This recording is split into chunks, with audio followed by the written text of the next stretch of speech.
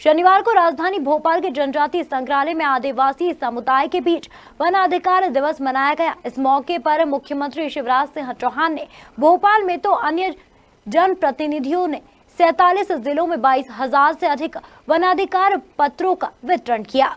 इसी बीच आदिवासियों को संबोधित करते हुए मुख्यमंत्री शिवराज सिंह चौहान ने कहा कि मध्य प्रदेश सरकार आदिवासी भाई बहनों को उनका वाजिब हक दिलवाने के लिए सदैव तत्पर रहती है। सरकार द्वारा एक और उनकी आय में वृद्धि के लिए लघु वनोपजों के समर्थन मूल्य में वृद्धि की गई है एवं उन्हें तेंदुपत्ता संग्रहण का अच्छा मूल्य दिलाया गया। वहीं उनको साहूकारों के शोषण से मुक्त कराने के लिए 15 अगस्त 2020 की स्थिति में उनके सभी अवैध साहूकारी ऋण कानून बनाकर शून्य किए जा रहे हैं। हमारे प्रधानमंत्री माननीय नरेंद्र मोदी जी के जन्मदिन को लोक कल्याण सप्ताह के रूप में हम मना रहे हैं। गरीब कल्याण सप्ताह के रूप में मना रहे हैं और आज चौथा दिन है। आज हमने हमारे वो जनजातीय भाई और बहन जिनके बरसों से ज़मीन पर कब्जे थे, पट्टे नहीं थे, तो वनाधिकार उत्सव मनाया और आज 23,000 ऐसे भाई बहनों को पूरे प्रदेश में वनाधिकार के पट्टे प्रदान किए गए। वनाधिकार कानून के क्रियान्वयन में मध्य प्रदेश पहले स्थान पर है। अब तक 3 लाख से ज़्यादा पट्टे हम वितरित कर चुके हैं, जिसमें 30,000 सामूहिक दावे के पट्टे हैं और 2,70,000 व्यक्तिगत पट्टे हैं। लेकिन केवल पट्टा नहीं दे रहे हैं,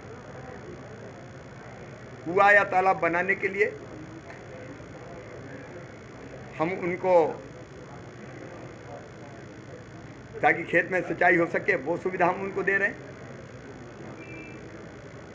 फिर वनाधिकार के पट्टे जिनके पास है उनको 0% ब्याज पर कर्जा भी देंगे, फसल बीमा योजना का लाभ भी देंगे, RBC 64 के नियमों के अंतर्गत बाकी सहायता भी उनको देंगे। और पट्टेधारी भाई बहनों के पास भी मकान हो, गैस कनेक्शन हो, मकान में बिजली हो, पीने का पानी हो, ये अभियान चलाकर भी उनकी ज़िंदगी बदलने का काम करेंगे। हमारे जनजातीय समाज बहुत सरल सादी ज़िंदगी जीते हैं, लेकिन उनके कल्याण के लिए चाहे बच्चों की पढ़ाई हो, कृषि हो, रोजगार के अन्य साधन हो या जन कल्याण की योजनाएं हो, सबका लाभ देने के लिए भारतीय जनता पार्टी की सरकार ने पहले भी योजना बनाई थी। 1.25 साल सब चीज़ें बंद हो गई थी, अब हमने फिर से उनको चालू किया और मैं गदगद हूँ मेरी टीम के साथ कि उस अभियान को हमने फिर से प्रारंभ किया है। सीएम ने कहा कि सरकार द्वारा प्रदेश में अनुसूचित जनजाति वर्ग के सभी पात्र हितग्राहियों को वनाधिकार पट्टों का प्रदाय किया जा रहा है। प्रधानमंत्री नरेंद्र मोदी के जन्मदिन के उपलक्ष्य में 16 सितंबर से 23 सितंबर तक मध्य प्रदेश में गरीब कल्याण सप्ताह आयोजित किया जा रहा है।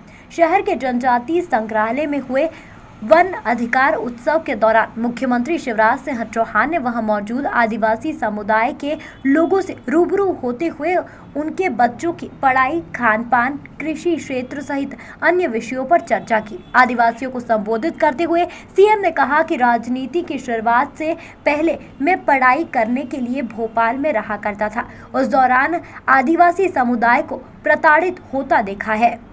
सीधी बात मेरा कहना है कि कुछ मित्र भ्रम पैदा करने की कोशिश कर रहे हैं। कृषि उपज मंडी में फसल आके किसान को बेचने का विकल्प है ही। कोई कृषि उपज मंडी मध्य प्रदेश में बंद नहीं होगी, वो यथावत चलेगी। किसान अपने उत्पाद को चाहे तो कृषि उपज मंडी में बेचे, लेकिन अगर उसको लगता है कि मंडी में नहीं जाना मुझे, तो हम बाध्य क्यों कर रहे हैं कि वो मंडी में ही जाए। अभी मंडी के बाहर वो अनाज बेच नहीं सकता। नहीं, मंडी शुल्क की चोरी के आरोप लगते थे, ट्रक रोके जाते थे, पकड़े जाते थे। अब वो चाहे तो अपने घर पे अगर उसको ठीक दाम मिलता है तो घर पे अपने उत्पाद को बेच सकता है। अगर कोई व्यापारी खरीद केंद्र बना के, अपनी मंडी बना के या वेयर हाउस पे खरीदना चाहता है, वहाँ वो बेच सकता है। कोई फूड प्रोसेसर अगर कोई मिल का मालिक खरीदना चाहता है और अच्छे रेट दे रहा है, वो उसको बेच सकता है। कोई एक्सपोर्टर है, अगर एक्सपोर्ट करता है गेहूं का, चने का, धान का, चावल का, दूसरी चीज़ों का, फल का, सब्जियों का, और वो एक्सपोर्टर उसको ठीक दाम दे रहा है, तो एक्सपोर्टर को बेच सकता है। और इसलिए विकल्प दोनों उसके पास है। वो चाहे तो मंडी में बेचे, लेकिन हम बाध्य क्यों करेंगे वहीं जाए वो। कई बार वहाँ भी कठिनाइयाँ होती है, तो मंडी भी अपनी कठिनाइयाँ दूर करेंगी, और चाहे तो दूसरी जगह बेचे। हम किसान को बाध्य क्यों करें? ये किसानों के बिल्कुल हित में है। और प्रधानमंत्री श्रीमान नरेंद्र मोदी जी ने क्रांतिकारी कदम उठाया है किसानों की इनकम बढ़ाने के लिए, किसानों की आय बढ़ाने के लिए। लेकिन कुछ मित्र विपक्षी दल किसान को भ्रमित करने का प्रयास कर रहे हैं। मध्य प्रदेश में स्थिति स्पष्ट है। किसानों का सशक्तिकरण, उनको उनकी उपज का दाम दिलाना, यह हमारा लक्ष्य है। इसलिए मंडियां रहेंगी, सशक्त ढंग से रहेंगी, कोई मंडी बंद नहीं होगी, लेकिन मंडी के बाहर भी खरीदने की सुविधा रहेगी।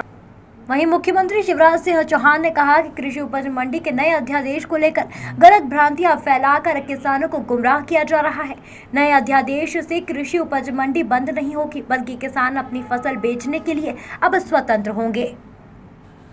देखिए, अगर समग्रता के साथ आप देखेंगे, 3-3 लाख, 3.5 लाख, 2 लाख, 1.5 लाख, 2.5 लाख भी मिला है। हम अब फसल बीमा योजना में एक प्रावधान करवाएंगे कि न्यूनतम राशि की सीमा तय है, उससे कम किसी को ना मिले। जैसे RBC 64 के नियम परिवर्तित करके हम तय कर दिए। और फसल बीमा योजना में ये पैसा तो मैं पहले कमलनाथ जी से पूछना चाहता हूँ, 2200 करोड़ रुपया प्रीमियम क्यों जमा नहीं किया था उन्होंने? और इसलिए किसानों को 3100 करोड़ रुपया नहीं मिलता था। उनके ज़माने में फसल खराब हुई, हमने फसल बीमा का प्रीमियम का पैसा भरा, पहले 3100 करोड़ दिलवाया। 3100 करोड़ के बाद कल 4600 करोड़ रुपया किसानों के खाते में गया। ये बिल्कुल अपवाद है जो आप करें, लेकिन आगे ये अपवाद भी ना रहे, हम इसके प्रयास करेंगे। कमलनाथ सरकार तो फसल बीमा योजना के प्रीमियम की राशि खा गई थी, और इसलिए अगर हम ना होते तो 4600 ये और 3100 वो, ये सारे के सारे पैसे 3100 करोड़, 4600 करोड़ दोनों को अगर आप मिलाते हैं तो ये लगभग 8000 करोड़ के आसपास होते हैं। किसानों का पैसा मिलता ही नहीं, ये कमलनाथ सरकार खा जाती। ये भारतीय जनता पार्टी की पुनर्वापसी है, जिसके कारण किसानों के खाते में ये पैसा गया है। मध्य प्रदेश के मुख्यमंत्री शिवराज सिंह चौहान ने किसानों के फसल बीमा की राशि का करीब 4686 करोड़ रुपए किसानों के अकाउंट में जमा करवाने की बात कही है। इस पर मध्य प्रदेश युवा कांग्रेस अध्यक्ष और काला पीपल से कांग्रेस विधायक कुणाल चौधरी ने कई सवाल खड़े किए हैं, जिसका जवाब देते हुए सीएम शिवराज ने पूर्व की कमलनाथ सरकार पर गंभीर आरोप लगाया। ब्यूरो रिपोर्ट, खबर मध्य प्रदेश, भोपाल।